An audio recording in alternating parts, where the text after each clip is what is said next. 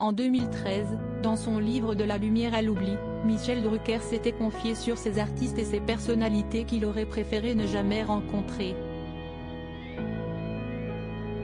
À commencer par l'explorateur Jacques-Yves Cousteau, dit plus communément le commandant Cousteau.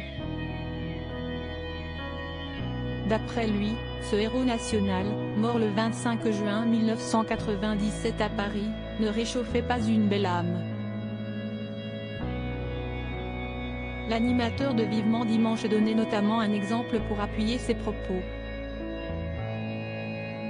Dans les coulisses d'un spécial Champs-Élysées, l'équipe et moi l'avons vu, effaré, révéler une nature bien différente de sa renommée.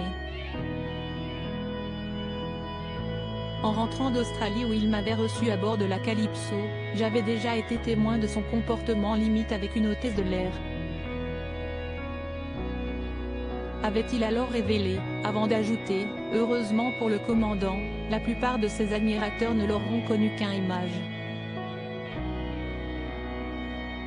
Gérard Depardieu proche du suicide il ne pensait pas moins du chanteur Gilbert Bécaud, un artiste à l'ego surdimensionné.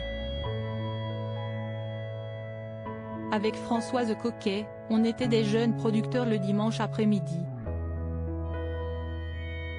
On lui avait proposé de faire 3 chansons. C'était magnifique. Mais, il a voulu faire une 4e chanson.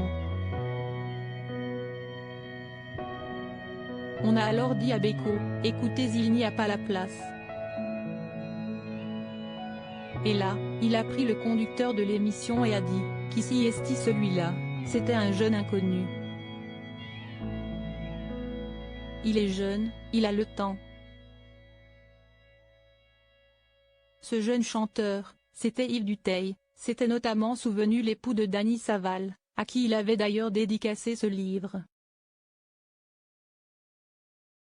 Un ouvrage dans lequel il s'était également rappelé d'une terrible anecdote au sujet de Gérard Depardieu.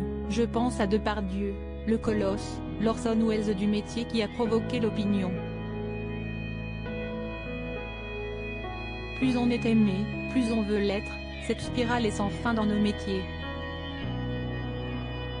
Et j'entends encore Gérard me balancer dans un souffle en sortant de mon plateau alors que je lui déconseillais d'enfourcher sa moto. De toute façon, je vais bientôt rejoindre Guillaume, son aîné, décédé le 13 octobre 2008 à l'âge de 37 ans, note de la rédaction. Point de sombres souvenirs de la part de Michel Drucker, lui qui, pour rappel, avait récemment été admis à l'hôpital pour effectuer des examens médicaux.